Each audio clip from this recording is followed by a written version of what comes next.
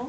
Je l'amenais, mais je l'amenais, comme je vous ai dit avant le message, ça dépend à Vanessa, parce que c'est Oui. le soir de Oh, j'ai pas eu votre message. C'est avec grand plaisir. J'ai pas eu votre message, mais avec grand plaisir. Venez. En tout cas, là, je vais faire deux petits morceaux par rapport à la discussion que Vanessa et moi je ressens, parce que je suis un peu comme elle, je suis politique à la base, mais je fais découvrir d'autres genres de musique en France qui m'a beaucoup plu, y compris les blues. Donc, je vais vous jouer peut-être en hommage à Merci beaucoup. Alors, monsieur, c'est un photographe. oui, je suis à la base. Et peintre. Non, pas Mais Photographe. j'ai appris beaucoup de Parce qu'il y a beaucoup de collages quand même. toute la photographie, ça vient des peintures. Donc, la peinture, c'est la base. Très bien. On dit dans l'histoire de l'art, c'est les peintres qui changent l'histoire de l'art. Donc, tous les artistes ils sont obligés de connaître la peinture. Très bien. S'il vous plaît, installez-vous. S'il vous plaît. S'il vous plaît, un peu de silence.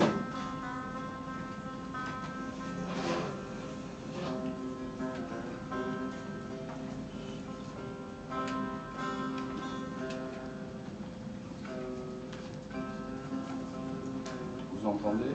Parce que c'est, enfin, je vais vous dire, cet art, c'est un instrument très intime dans le musique iranien.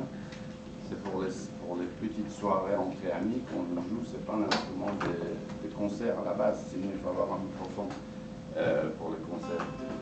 Donc j'espère que vous allez l'entendre.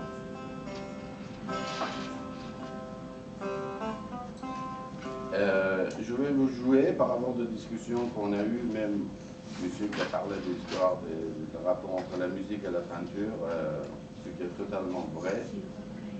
Et dans les pensées iraniens, au contraire des pensées chinoises, que la base est la calligraphie, c'est-à-dire toute l'histoire de l'art chinois est basée sur la calligraphie. C'est vraiment pour eux, c'est le plus important. Dans l'histoire de l'art iranien, c'est la musique qui est la base. Aussi chez les Indiens, c'est la musique qui forme l'univers, qui forme l'artiste, qui forme les œuvres d'art. On le sent très bien à travers tous les grands poètes iraniens comme Rumi, comme Hafez ou Omar Khayyam, toute la poésie classique iranienne qui fait un avec la musique, parce que les grands livres de Rumi, ça commence par la musique, Peshnazne, Chonekaya, Nicolas. Donc cette musique-là,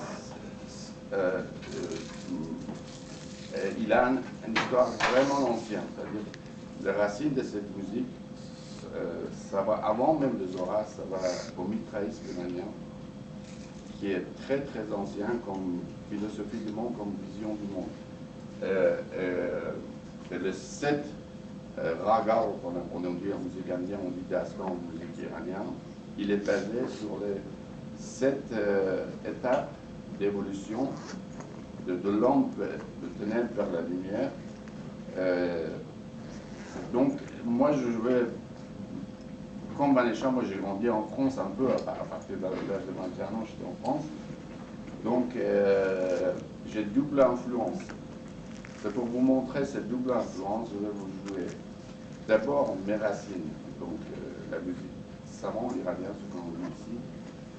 Et après, je fais quelque chose assez nouveau pour moi, que je l'ai découvert à travers d'autres formes de musique, surtout la musique de blues, qui était très libérateur pour moi dans mes pensées musicales.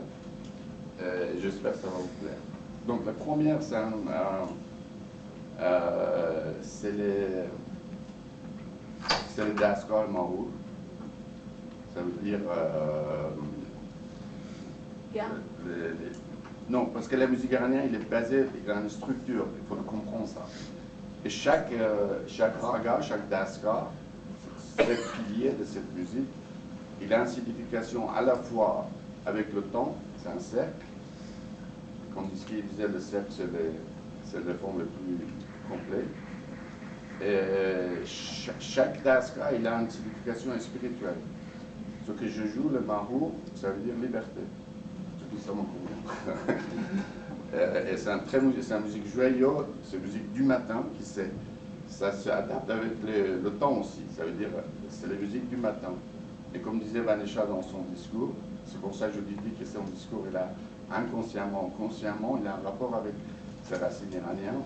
C'est qu'après les 7 dasgas, les 7 ragas, il va vers la nuit, vers les ténèbres. Et ça finit par Shur, qui est la musique de nuit. Et chaque musique, elle a une signification. Shur, ça veut dire la nuit, les ténèbres. Dans la musique iranienne, ça veut dire la recherche, en fait. C'est pas un ténèbre qu'on le sent dans le sens politique. C'est un ténèbre bienfaisant. C'est un ténèbre universel. Ça veut dire la lumière, elle est les miroirs de ténèbres, parce qu'on a besoin des deux. On a besoin de nuit pour connaître le jour. Donc, moi, je vais jouer la musique de Mahou, parce que je crois que je le sens le plus. Ou peut-être je vais aller un peu vers, je ne sais pas, parce que j'essaie de un peu improviser ça. En finissant par une partie de musique de nuit. Je prends juste un verre d'eau parce que j'ai la bouche sèche. Désolé. Parce que la ligne 7, je vous ai dit, c'était fermé, mais j'ai eu un grand retour pour venir jusqu'à ici. Merci, chef.